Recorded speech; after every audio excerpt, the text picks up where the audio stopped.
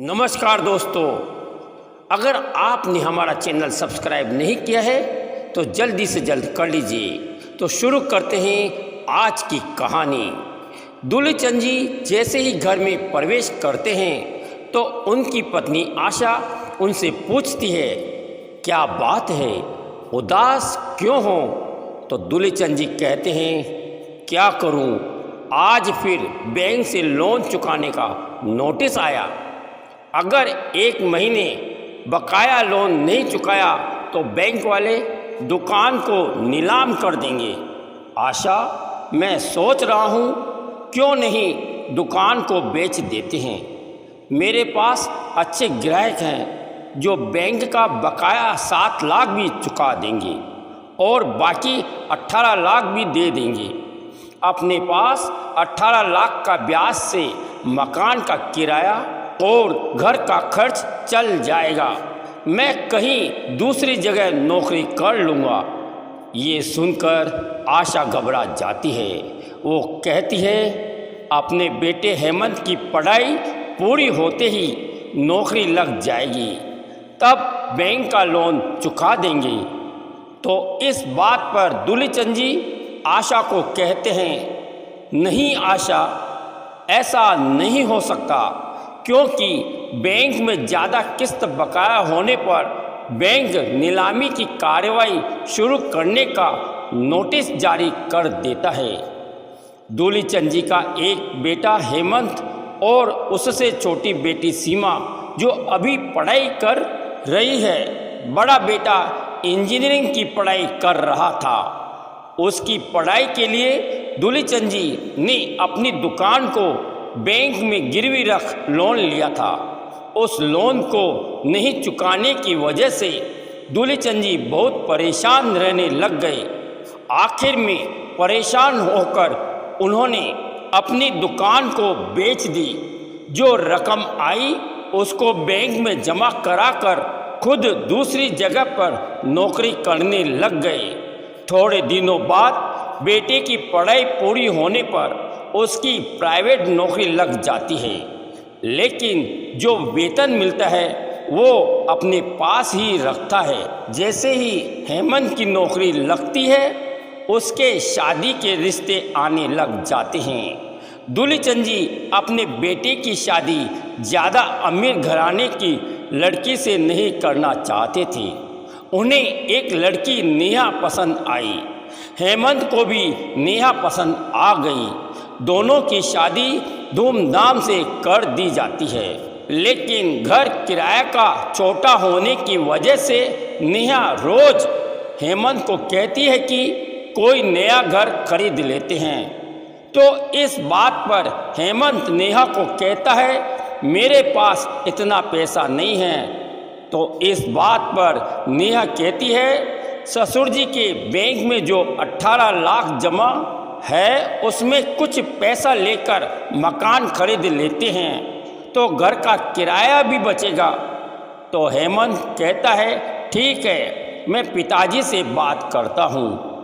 हेमंत जब पिताजी से बात करता है तो पहले तो बहुत गुस्सा होते हैं, लेकिन बाद में सोचते हैं कि बैंक का ब्याज भी कम मिलता है और मकान मालिक कभी भी मकान खाली करवा सकता है, तो नया मकान खरीदने को राजी हो जाते हैं।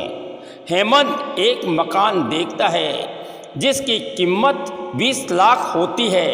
वो अपने पिताजी को कहता है कि 5 लाख का लोन मैं लूँगा। तो दूलीचंद जी साफ मना कर देते हैं।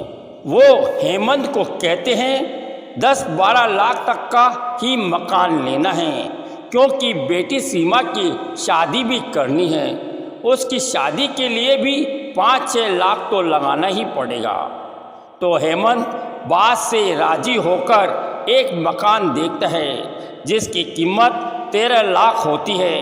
वो मकान सबको पसंद आने के बाद उस मकान को खरीद लेते हैं। सब लोग अब एक जगह रहने लगते हैं, लेकिन नेहा की माँ नहीं चाहती है कि सास ससुर ननद साथ रहें। वो अपनी बेटी को कहती है तेरा ससुर अभी नौकरी करके कमाता है, वो किराए के मकान में रह लेंगे। ये बात नेहा हेमंत को कहती है तो हेमंत नेहा पर गुस्सा हो जाता है, लेकिन नेहा अब रोज रोज सास ससुर ननद को किसी न किसी बात पर लड़ती रहती है। इससे घर में हर वक्त कलह का वातावरण रहने लगता है। इधर सीमा अपनी पढ़ाई पूरी कर लेती है, वो सरकारी नौकरी के लिए एग्ज़ाम देती है। दूलीचंद जी अपनी बेटी की शादी के लिए शहर में ही कोई लड़का ढूंढते हैं। काफ़ी कोशिश के बाद एक लड़का रमेश को पसंद आता है। रमेश की जनरल स्टोर की दुकान होती है, अच्छी कमाई होती है। सीमा की शादी रमेश से हो जाती है। एक दिन हेमंत की माँ की तबीयत खराब होने पर प्राइवेट हॉस्पिटल में भर्ती कराना पड़ता है। दूलीचंद जी सीमा की शादी में खर्चे के बाद बची रकम से आशा का इलाज कराते हैं, लेकिन आशा बच नहीं पाती है।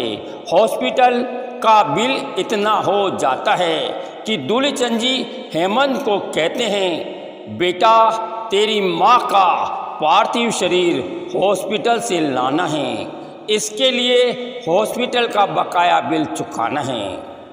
तो इस बात पर हेमंत पिता पर गुस्सा हो जाता है। कहता है, पिताजी आपने माँ को प्राइवेट हॉस्पिटल में भर्ती क्यों कराया? अब भुगतो, मैं बकाया बिल नहीं चुकाऊंगा। मजबूरन दूलीचंद जी को आशा के पार्थिव शरीर से जेवर उतारकर उसे बेचकर हॉस्पिटल का बिल चुकाते हैं। दूलीचंद जी अपने बेटे को आशा के पार्थिव शरीर को अग्नि देने से मना कर देते हैं। कहते हैं, ऐसे बेटे से बे औलाद अच्छे। एक दिन रमेश सीमा के घर आता है तो देखता है कि नेहा अपने ससुर से लड़ रही है। ये देखकर रमेश को बहुत दुख होता है। वो कैसे भी अपने ससुर की बेइज्जती बर्दाश्त नहीं करता है। रमेश काफ़ी सोचने के बाद ये सोचता है कि अपनी जनरल स्टोर की दुकान में कुछ हिस्सा अपने ससुर को दे देता हूँ। वहाँ पर पोहे की दुकान खोल देंगे, क्योंकि दुकान के सामने ही बड़ा सा प्राइवेट हॉस्पिटल है। ये बात जब रमेश अपने ससुर जी को कहते हैं तो पहले तो मना करते हैं, फिर सोचते हैं कि कल को सेठ नौकरी से निकाल देगा तो कहाँ जाऊँगा। पोहे की दुकान थोड़े दिनों में ही अच्छी चलने लगती है तो रमेश अपने ससुर जी को अपनी दुकान के ऊपर ही कमरा बनवा कर रहने को दे देता है। पोहे की अच्छी दुकान चलने से जो कमाई होती है उस कमाई को रमेश बैंक में जमा करवा देता है। काफ़ी रकम जमा होने पर रमेश ससुर जी के नाम से एक फ्लैट खरीदवा देता है। जब हेमंत को मालूम पड़ता है कि पिताजी पोहे बेचकर अच्छी कमाई कर रहे हैं और फ्लैट भी खरीद लिया है तो पिताजी के पास आता है। कहता है, पिताजी आप मरने से पहले जो भी आपका है वो मेरे नाम करवा देना। तो इस बात पर दूलीचंद जी गुस्सा होकर कहते हैं, तूने तो हमारी पूरी जिंदगी भर की कमाई खा ली। अब तेरा जीजा मेरा बुढ़ापे में संभाल रखा है। मैं अपनी पूरी कमाई प्रॉपर्टी बेटी जवाई के नाम कर जाऊंगा। तुझे अब मैं एक फूटी कौड़ी भी नहीं दूंगा।